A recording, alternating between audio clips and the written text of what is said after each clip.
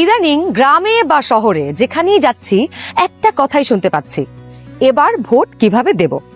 এবার নাকি একদিনে 2 ভোট, তার মানে ভোট সেন্টার 2বার যেতে হবে, 2বার লাইনে দাঁড়াতে হবে। Lot of confusion. কিন্তু এই সব কিছু নিয়ে আপনার যাবতীয় দুশ্চিন্তা আজ দূর হয়ে যাবে। চলুন দেখি আগামী ত্রয়োদশ জাতীয় সংসদ নির্বাচন এবং গণভোটের দিন আমরা কিভাবে ভোট দেব। ভোটের দিন একদম সকালবেলা আপনার ভোট কেন্দ্রে চলে আসবেন। নারী পুরুষ ঠিক এইভাবে আলাদা আলাদা লাইনে দাঁড়াবেন। লাইনের শুরুতেই আপনার ভোটার ক্রমিক নাম্বার উল্লেখ করে লেখা থাকবে আপনি কোন কক্ষে ভোট দেবেন। ভোট কেন্দ্রের কোন কক্ষে আপনি ভোট দিবেন সে বিষয়ে আনসাররাও আপনাকে সহায়তা করবেন।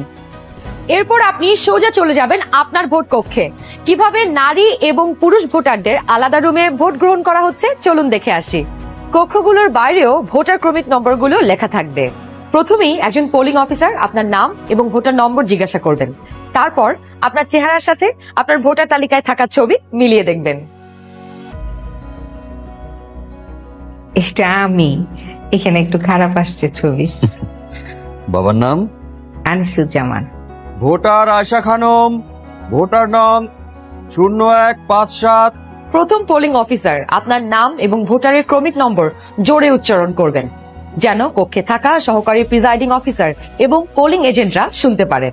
এরপর দ্বিতীয় পোলিং অফিসার আপনার আঙুলে অমোচনীয় কালি লাগিয়ে দেবেন। তারপর আপনি চলে যাবেন সহকারী প্রিজাইডিং অফিসারের টেবিলে। প্রিজাইডিং অফিসার আপনার ভোটার নাম্বার লিখে আপনাকে 2টো ব্যালট পেপার দেবেন।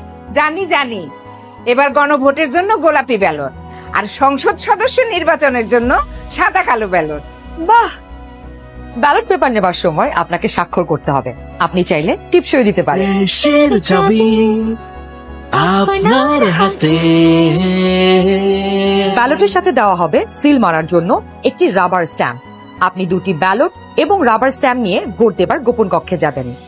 এবার কিন্তু সময় বাঁচানোর জন্য অনেক ভোট কেন্দ্রেই 2টো গোপন কক্ষ থাকবে, যাতে একই সময়ে 2জন ভোটার 2টো গোপন কক্ষে ভোট দিতে পারেন।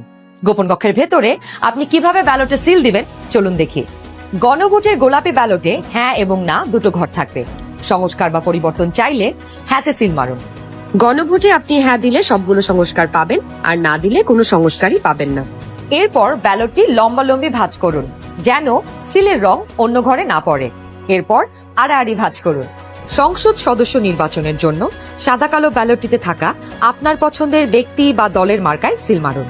সিলটি কিন্তু নির্ধারিত ঘরের বাইরে যাওয়া যাবে না। মার্কার বাইরে সিল পড়লে আপনার মহামূল্যবান ব্যালটটি বাতিল হয়ে যাবে।